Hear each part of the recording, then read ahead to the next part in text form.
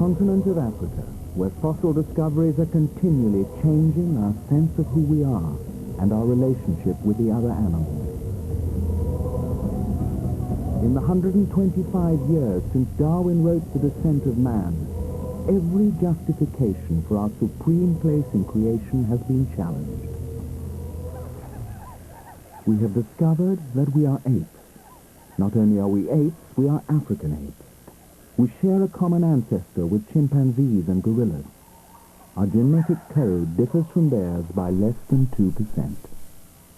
If the time that life has existed on Earth were represented by a single 24-hour day, then man and his closest animal relatives parted company at only 2 minutes to midnight.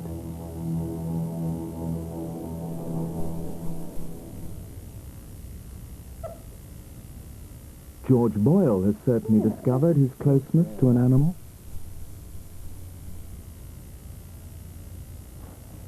Understand? Keep my door open.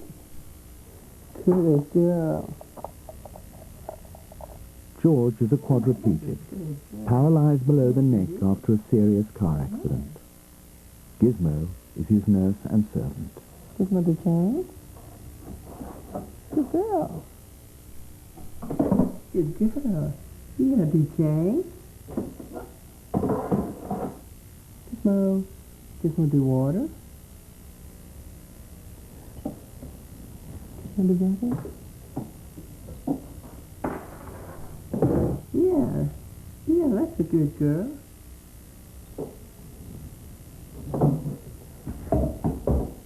Good girl. George has never questioned his right to use an animal in this way. What matters to him in this relationship is that it has opened his eyes to the extraordinary abilities of one of our closest relatives. Gizmo the straw. Gizmo can do everything but sleep. She's really intelligent and really smart. She'll do anything I ask at any time. And she'll turn lights on and off. She'll go to the cage to use the bathroom. She'll do it all. If I get sick, she knows I'm sick. If I'm happy, she knows I'm happy. And she understands. Gizmo is just like a daughter.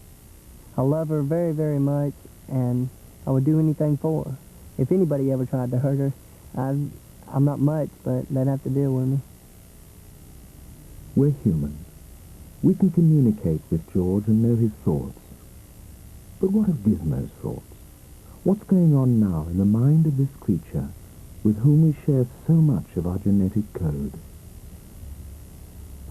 All units, head hot!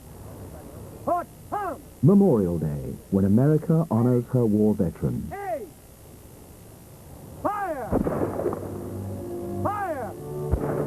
Fire!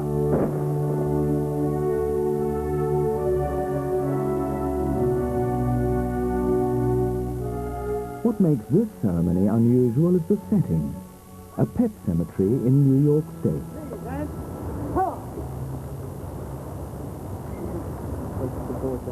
The veterans being honored here are dogs, Red Cross dogs of the First World War, who braved the crossfire between the front-line trenches to bring help to the wounded. 7,000 American, British, and German dogs died on the Western Front. They deserve this honor.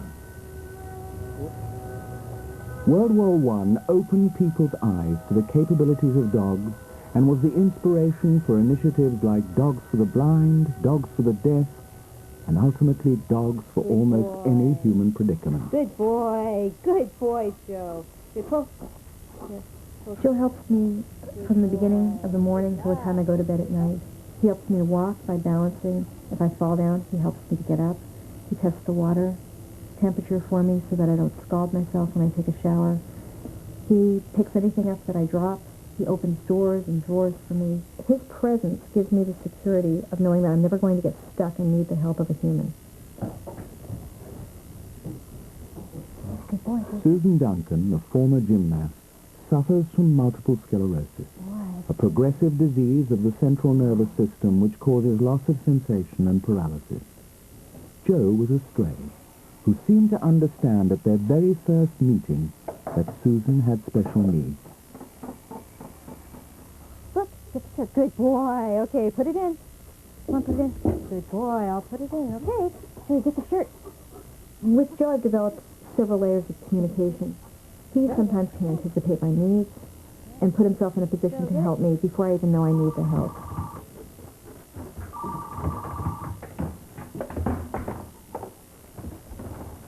What a good boy. Thank you. Hello, this is Susan. The longer we've been together, the more I trust him, the more I understand that he is making certain decisions about my safety that are a lot smarter than the decisions I would make.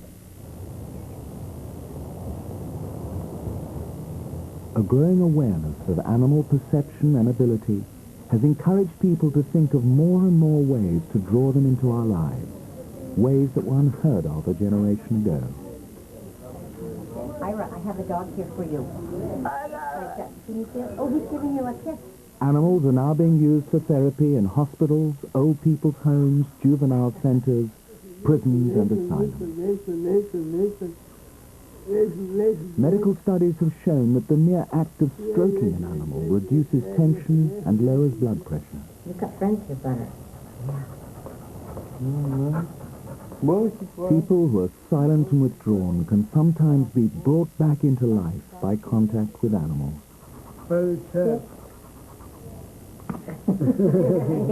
And yet, isn't it troubling to discover that prisoners, invalids, the mad and the elderly should receive something from animals they can't seem to get from their fellow humans? Of course, all this says a lot about animals. What does it say about us? That pet cemetery again, on a typical summer afternoon. 65,000 animals are buried here, from horses and lions to guinea pigs, ferrets, cockatoos, turtles, cats, and dogs.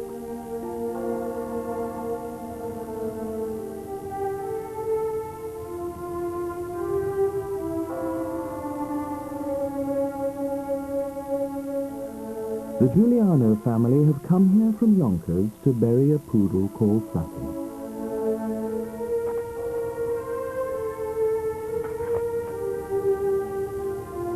No priest, no liturgy, yet this simple, silent ceremony seems to express a loss to this family comparable to the death of a close relative or friend.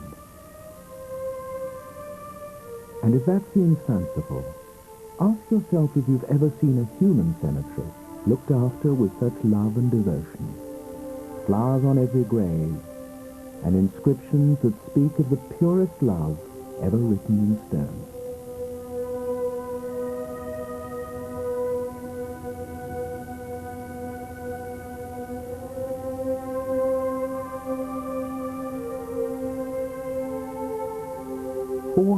People come here in a typical week to visit their dead pets, some quietly solemn, others distraught with grief.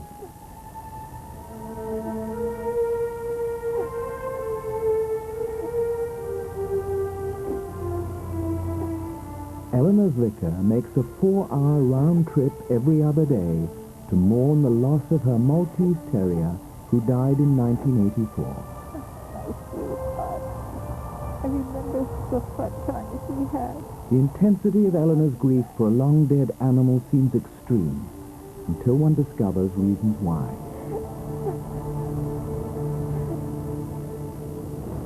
We followed Eleanor to her home in the Bronx, above the railroad tracks, in one of 6 identical high-rises. She lives all alone on the 19th floor. After Scruffy died, I just felt that there was no reason for me to live.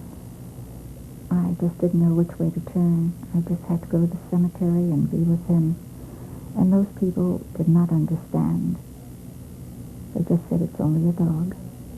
And I said, it's my baby. I buried a child.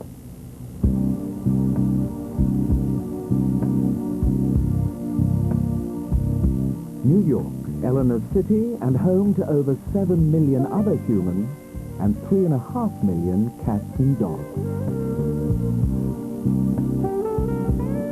New York, where relationships like Eleanor's and Scruffy's are no longer exceptional. Living in a cosmopolitan city like New York City, people are very, very hard-driven and very career-oriented.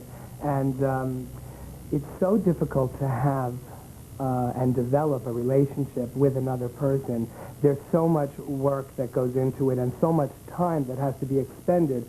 People don't have the kind of time that's necessary in many cases to develop those relationships. So having a pet really fills that void for them. Just as you would take a child to a store and buy it a pretty dress or a pretty suit or pretty outfit or toys, they do the same thing with their pet.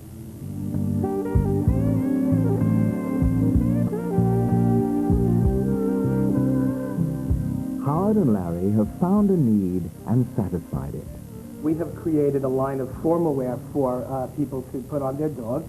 We have a whole collection of tuxedos with matching bow ties, and then for the female dogs that accompany them, we have a line of party dresses. They're all custom made.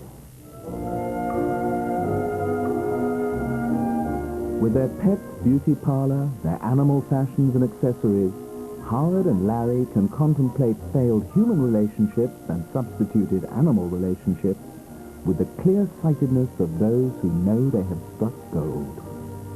I don't think there's really any limit to what people are prepared to spend on their pets. A recent figure was that in America, the pet industry generates between $17 and $20 billion in revenue per year. Quite astounding.